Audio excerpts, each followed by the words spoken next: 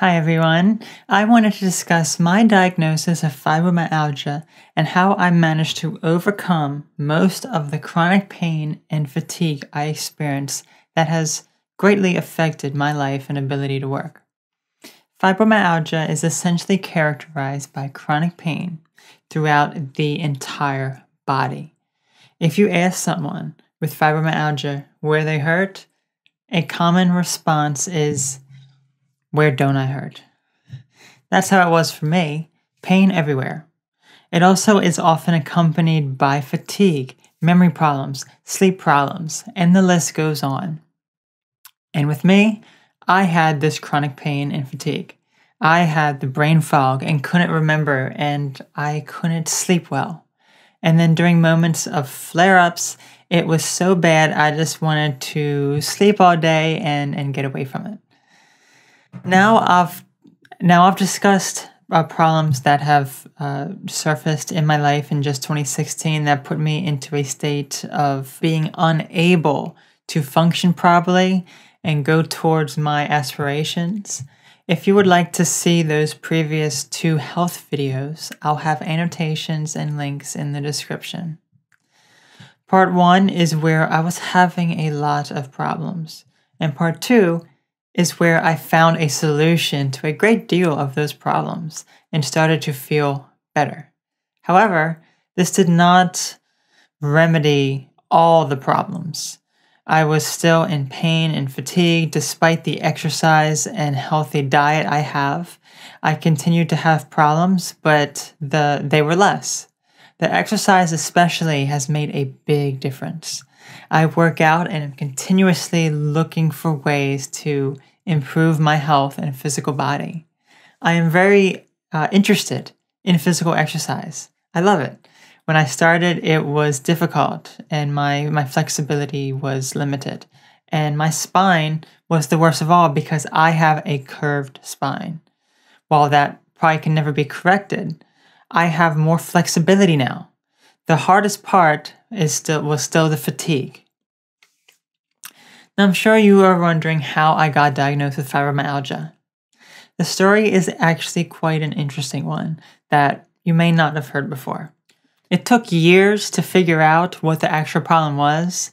I've always had spinal problems and pains in my body.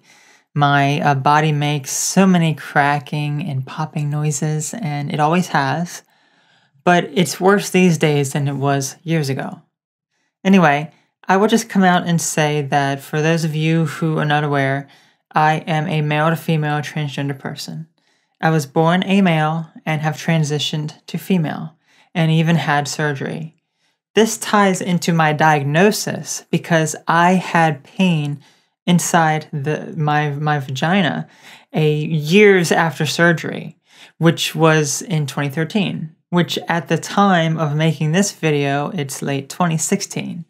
I knew there were issues early on, which were treated multiple times, but then I went back to the surgeon and feared that I would need another surgery to fix the problems.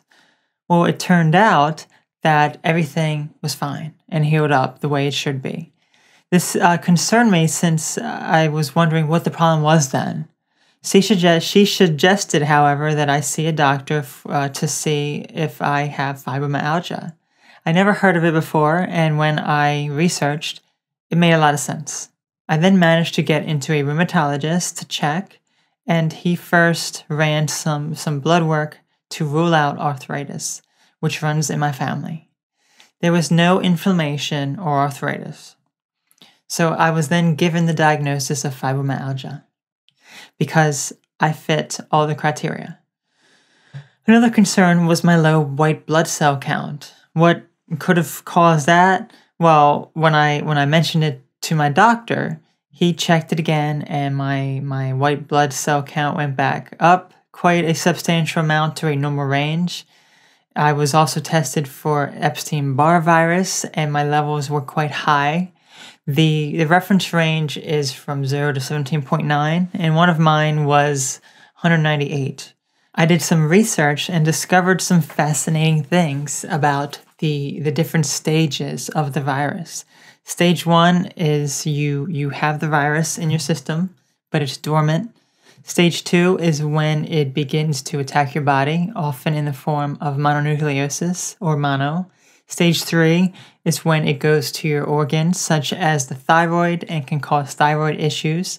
And stage 4, the final stage, is where it attacks your central nervous system, which can cause a myriad of health problems, such as chronic pain and fatigue, fibromyalgia, arthritis, and many other chronic illnesses that have no cure and are often a mystery to the medical community.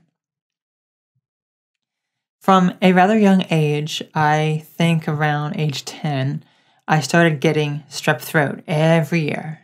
But one year, I think when I was 16, it was really bad. And also the last time I got it, it was so bad that it spread to other areas of my body, but still in my sinus area.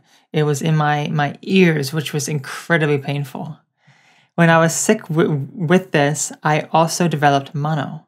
I don't know how I got it, but it was already in my system due to the Epstein-Barr virus. That's when it progressed, and that was the worst sickness of my life. I had some minor thyroid problems sometime later. My thyroid levels were slightly underactive, which later went back up due to my change in diet around the same time. So that was when stage 3 ended and stage 4 progressed, because I started developing chronic fatigue and pain not too long after that. It made all the sense in the world to me that all this came about because of how everything occurred in my life. I got the Epstein-Barr virus, and it was dormant for who knows how long.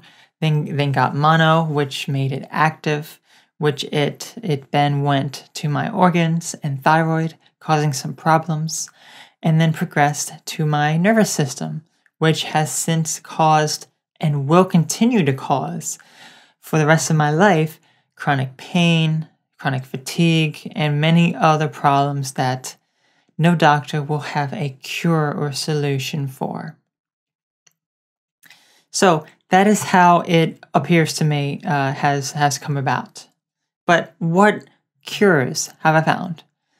Well, fortunately, I can say now that I am about 75% to 85% pain-free. Fatigue can still be an issue some days, as well as the pain be amplified some days, but I'm able to function and live my life again. There are 3 things that have helped that I wanted to talk about. There are 3 products I use that have helped me. The first is turmeric. This is a spice that has anti-inflammatory properties. The problem, though, is that fibromyalgia is not inflammation. So this is why I rank it least most effective on my 3 treatments. I think it still helps, though, and I'm going to continue to take it. You want to get the kind with black pepper extract because it makes it more potent. Second is magnesium. This is a powder that you add to water. I do a teaspoon twice a day, and it really helps with pain and relaxation of the body and joints. This is an effective way of taking magnesium versus a supplement like a pill, because it is more available to the body and easier to absorb, and it's helped greatly. And the most effective treatment is CBD, which stands for cannabidiol. It comes from the cannabis plant, so hemp and marijuana. This compound is non-psychoactive, unlike THC, so you are not going to get high off it. Although the first few weeks I took it, I did feel much more calm and focused, and it did affect my mind slightly. What is awesome about the CBD is that it's completely legal. The reason it is legal is because it's non-psychoactive and it is derived from hemp, not marijuana. Although the ratio of CBD and THC can be even more beneficial. I do not have the experience because I have never tried marijuana. If I were to be able to legally obtain it for medical purposes, then I would go for that. I would choose a type that has high CBD content and low THC content. The CBD is amazing. After I was taking it for a few weeks, my pain almost vanished. I was finally able to do things without so much pain. I noticed it especially when sitting down on my computer, when driving, and when just sitting for a while on a chair for a while in general. Then my fatigue lessened as well. I was able to be more efficient at my working out and running. Even another thing I noticed was twitching. Whenever I would relax, I would notice a lot of fidgetiness and muscle spasms and twitching. Sometimes when I was trying to sleep, my leg would go flying out like I was knocking it out. That doesn't happen nearly as much now. You can get the CBD in many forms. You can get it in oils that you use under your tongue, edibles, edible foods, topical creams, and even suppositories.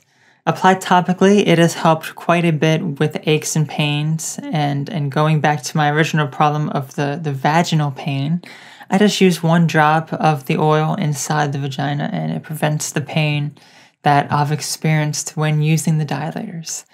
I think it's even increased my sex drive too, which is amazing since I didn't have any. And now I do. And like after so many years, it's back.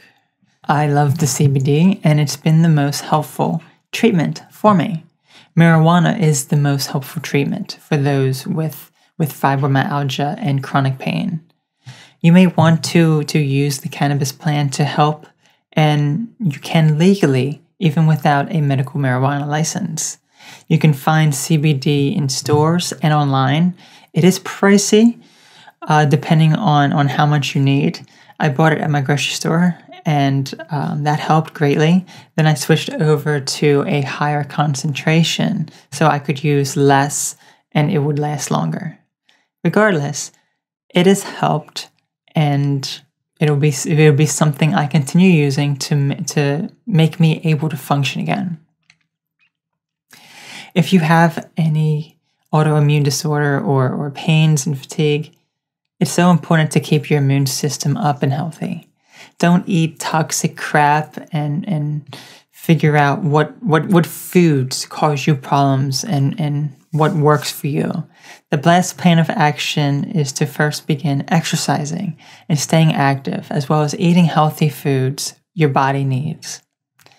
If you have any comments regarding possible treatments or what you have managed to overcome with your own struggle with fibromyalgia or chronic pain, please feel free to share your experiences with me. Thank you for listening to my story, and you all have a wonderful day.